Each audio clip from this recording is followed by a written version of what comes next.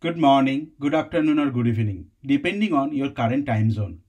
I hope you all are healthy. In today's video, I am going to cover Amazon Aurora. Amazon Aurora is Amazon proprietary database designed for unparalleled high performance and availability at global scale with MySQL and PostgreSQL compatibility. In today's topic, we will deep dive into Amazon Aurora's feature and its compatibilities.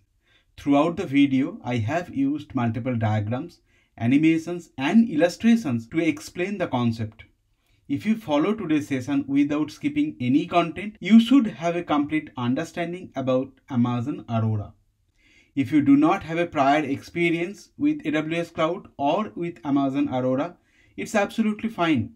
You don't need any prior knowledge to follow this video.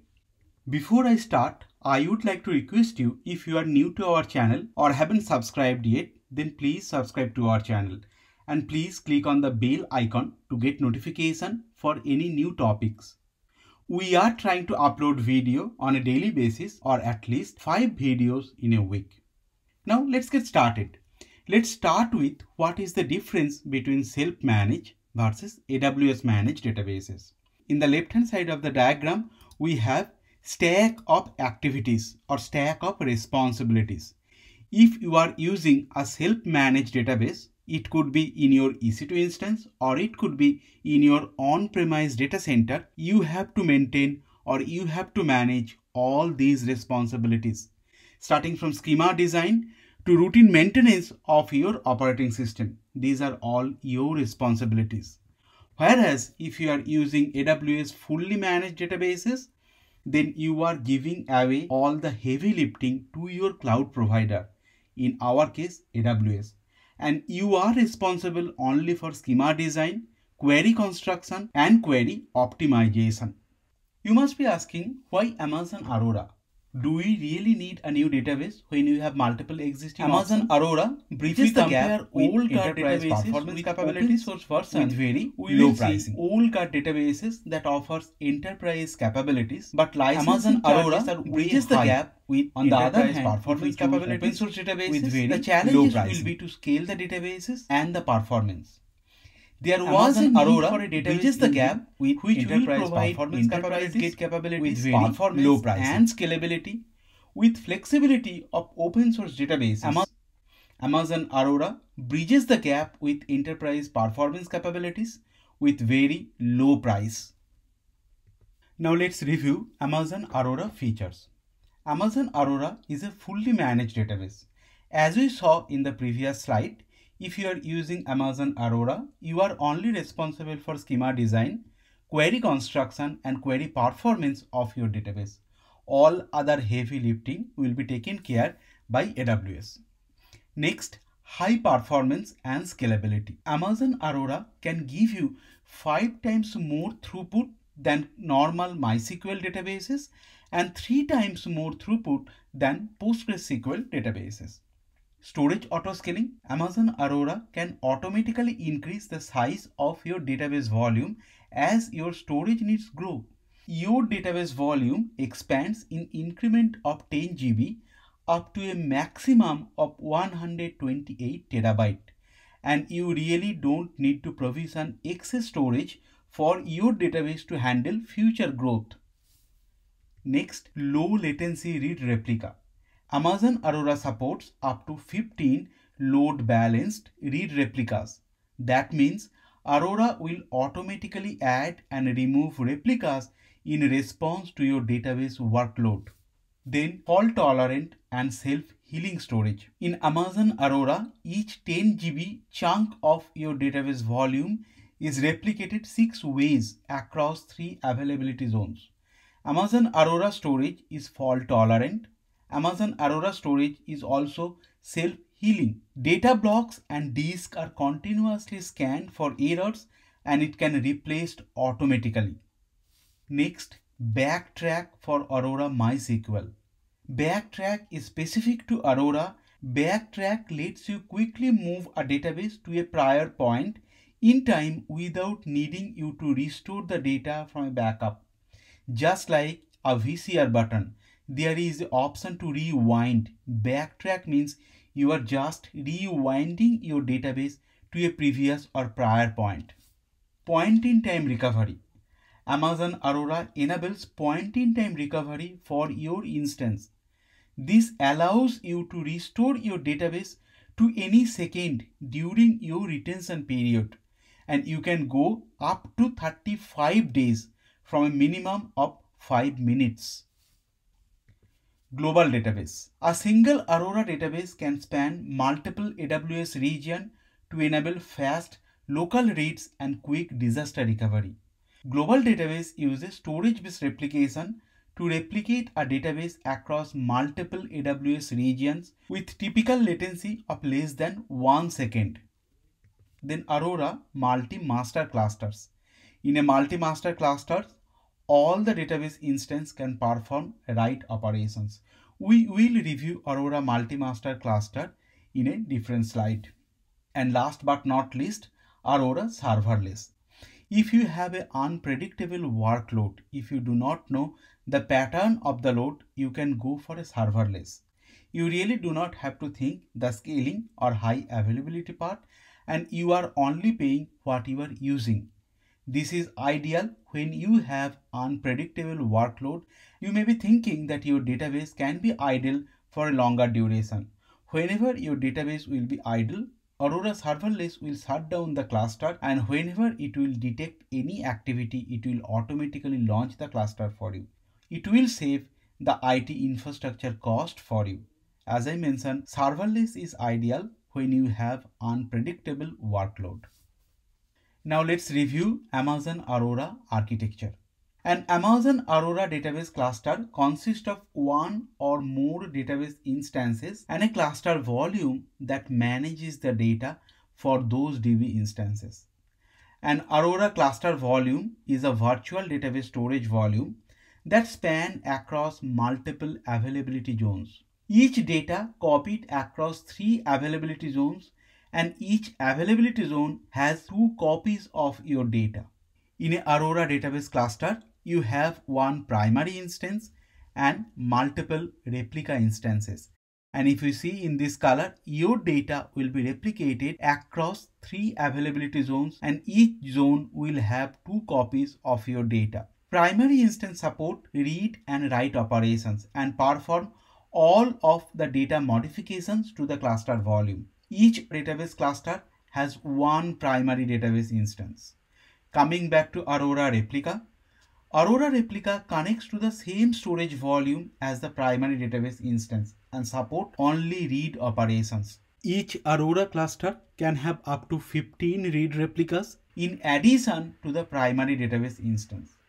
Amazon Aurora storage is fault tolerant, transparently handling the loss up to 2 copies of data without affecting database write availability, and up to 3 copies without affecting read availability. The Aurora cluster separates compute capacity with storage. You can independently scale compute and storage configurations in your cluster. As the data volume grows, Aurora will automatically increase your data storage. And if you have workload that requires more and more read, you can add more replicas. And Aurora can automatically scale up your replicas based on your workload.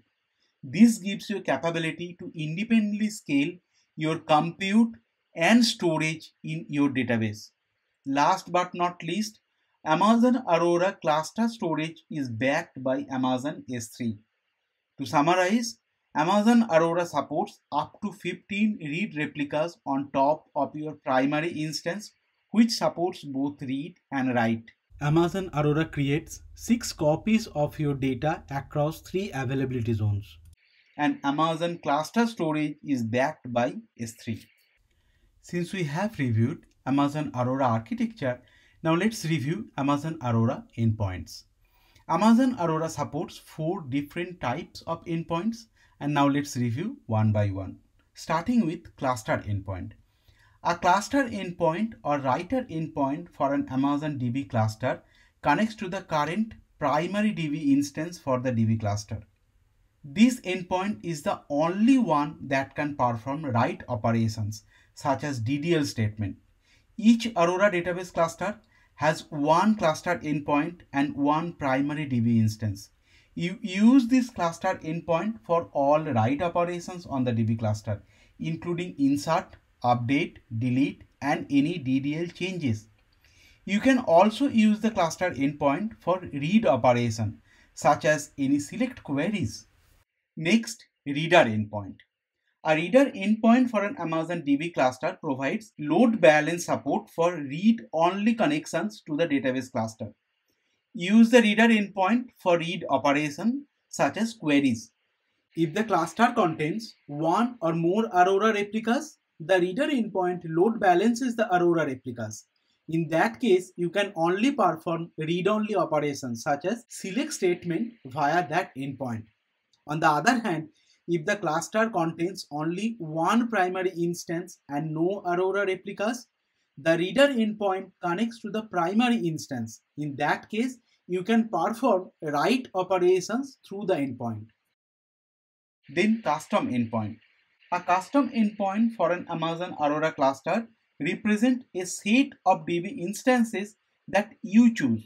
You can choose maybe this replica and this replica based on your use case. You can choose what are the replicas you are going to include in that custom endpoint. When you connect to the endpoint, Aurora performs load balancing and choose one of the instances in that group to handle the connection. You define which instances this endpoint refer to and you decide what purpose the endpoint serves. An Aurora DB cluster has no cluster endpoint until you create one. This is a very important point. By default, there is no custom endpoint unless you create one. Last but not least, instance endpoint. An instance endpoint connects to a specific DB instance within the Aurora cluster. Now, every Aurora instance has an instance endpoint. It could be primary, it could be replica.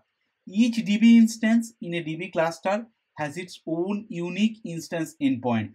So there is one instance endpoint for the current primary database instance of the DB cluster, and there is one instance endpoint for each of the Aurora replicas in the DB cluster. Next, let's review Amazon Aurora failover. This is the Aurora architecture where we have one primary instance and multiple Aurora replicas. The Aurora cluster spans across 3 availability zones. Now let's see what will happen if there is a failure in the primary zone. If the database cluster has one or more replicas, then one of the replica will be promoted to the primary instance during the failure event. As you see, this was initially a replica. Now this replica has been promoted as the primary instance since the previous primary is not available. A failure event results a brief interruption. During that period, read and write operations will fail with an exception. However, service is typically restored in less than 60 seconds if you already have a read replica in your cluster.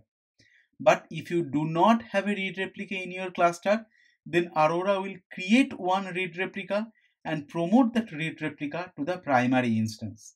You can customize the order in which your Aurora replicas will be promoted to the primary instance if there is a failure. In our database cluster, we had 3 replicas. You can customize the order in which your Aurora replicas will be promoted to the primary instance after a failure by assigning a priority value with every replicas. Priorities ranges from 0 to 15. With 0 is the first priority and 15 is the last priority. Replicas with lowest priority number will have the highest priority and will be considered first as promotion target. Now let's see, you have 2 replicas with the same priority. Then what will happen?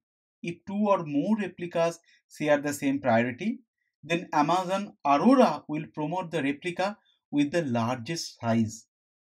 Let's say you have this one as M4 large and this is M4 2x large. And if both the replicas share the same priority, in that case, the highest in size will be promoted first. Now let's see, if two or more replicas share the same size, then what will happen? In that case, Aurora will promote on an arbitrary basis. To summarize, Amazon Aurora will first promote a replica with lowest the priority number or highest the priority. Now if both the replicas has same priority number, in that case Amazon Aurora will select a replica with highest the size.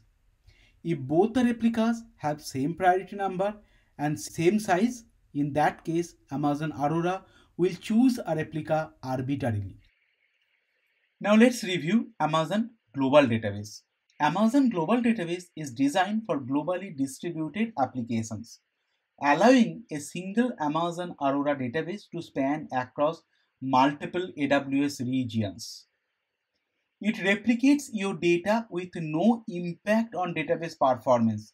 It enables fast local reads with low latency in each region and provides disaster recovery from region-wide outage. We saw that Amazon Aurora failover when we have a single region cluster. If you are using a global database, and let's say if your primary region has a failure, if the primary region is not available, it will promote one of the replica in a secondary region as a primary, and it will continue the read-write operation from the secondary region. Global database uses storage-based replication with typical latency of less than 1 second. It uses dedicated infrastructure that leaves your database fully available to serve application workloads.